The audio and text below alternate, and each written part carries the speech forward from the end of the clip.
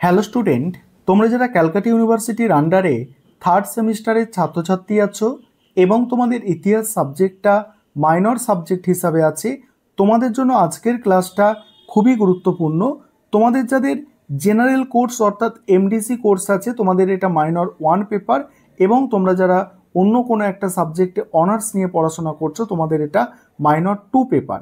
আর আজকের ক্লাসে যে প্রশ্নের উত্তর নিয়ে আলোচনা করব, সিন্ধু সভ্যতা বা হরপ্পা সভ্যতার নগর পরিকল্পনা সম্বন্ধে আলোচনা করো। আর দিয়ে প্রশ্নটা আসতে পারে হরপ্পা সভ্যতার প্রধান বৈশিষ্ট্যগুলি আলোচনা করো। এবারে তোমরা প্রশ্নের উত্তরটা দেখে নেবে। আরেকটা বিষয় তোমাদের এখানে বলবো, তোমাদের যাদের থার্ড সেমিস্টারে মাইনর ইতিহাস আছে অর্থাৎ মাইনর সাবজেক্টে হিস্ট্রি আছে, তোমরাই কেবলমাত্র আজকের ক্লাসটা দেখবে, অন্যদের জন্য কিন্তু এটা নয়। প্রথমেই তোমাদের লিখতে হবে ইন্ট্রোডাকশন অর্থাৎ ভূমিকা। সেখানে কি লিখবে দেখো, প্রত্নতাত্ত্বিক নিদর্শনসমূহের সাহায্যে হরপ্পা সভ্যতার নানা দিক সম্বন্ধে জানা যায়। প্রত্নতাত্ত্বিক ধ্বংসাবশেষ ছাড়া হরপ্পার নগর জীবনের সার্বিক বিকাশ নিয়ে কিছু জানা যেত না।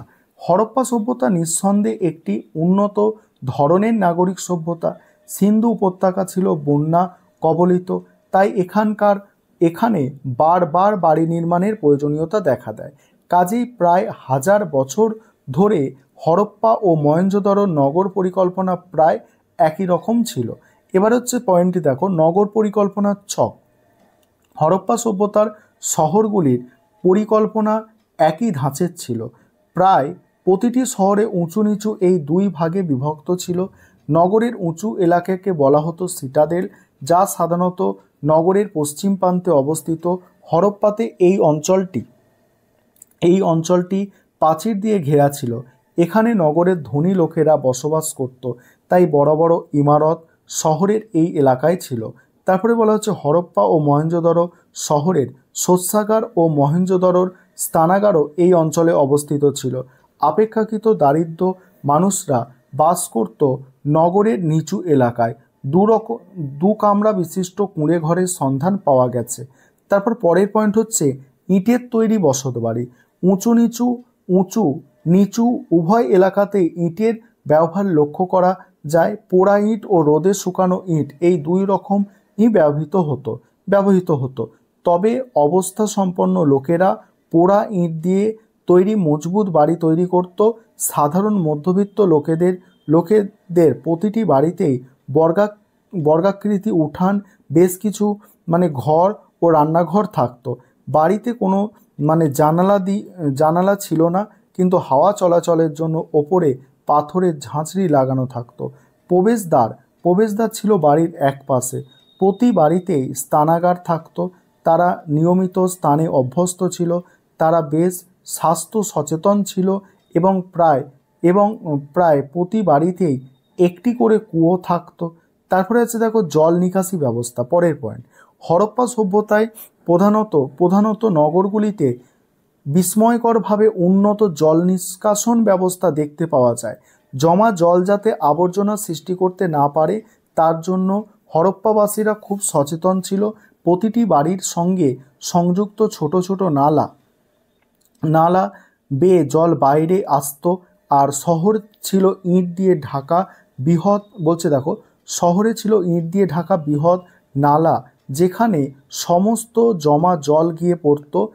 এল ব্যাসাম মনে করেন যে জল নিকাশি ব্যবস্থা ছিল হরপ্পা নগর সভ্যতার অন্যতম বৈশিষ্ট্য। পরের পয়েন্টগুলো আলোচনা করব। তবে তোমাদের জন্য অনলাইন কোচিং ক্লাস চলছে, অর্থাৎ আমাদের পেড ব্যাচের ক্লাস চলছে।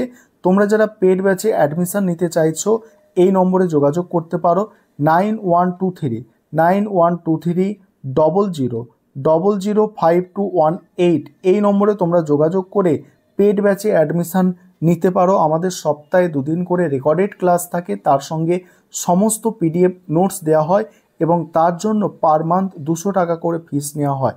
ইচ্ছুক ছাত্রছাত্রীরা এই নম্বরে যোগাযোগ করে অ্যাডমিশন নিতে পারো। এবার পরের পয়েন্ট কি হচ্ছে দেখো, সড়কপথ ও রাজপথ।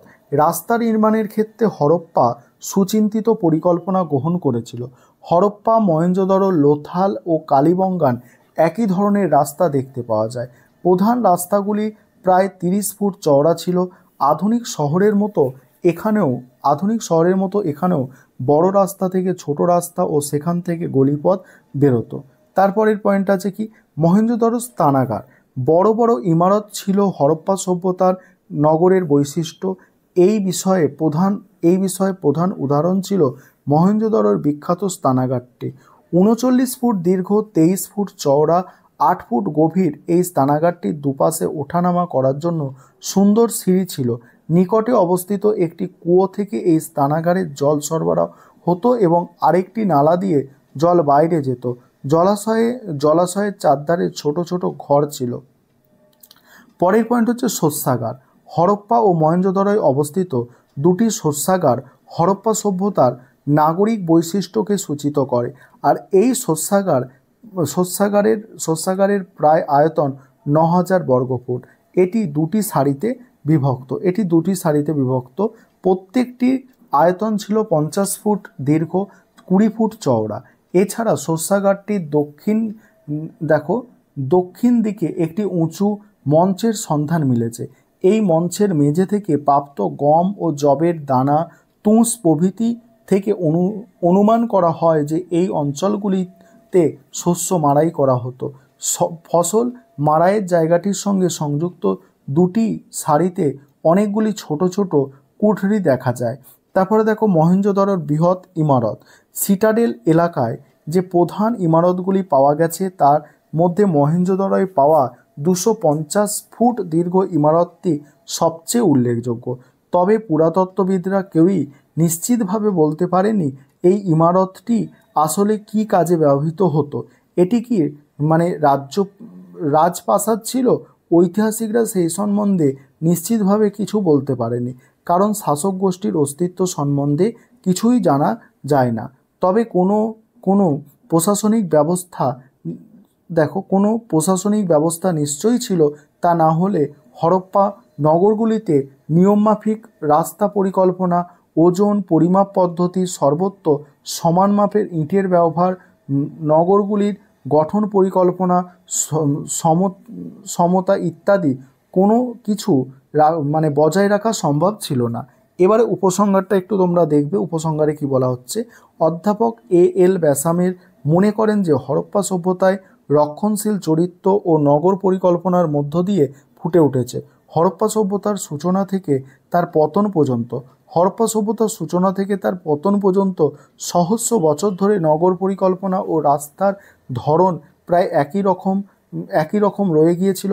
Doctor D.D. কোসাম্বি দেখেছেন যে হরপ্পা ও মহেঞ্জোদারো আবিষ্কৃত বিভিন্ন ধরনের বাড়িগুলি থেকে বোঝা যায় যে এই সংস্কৃতিতে শ্রেণী বিভাজন প্রখর ছিল।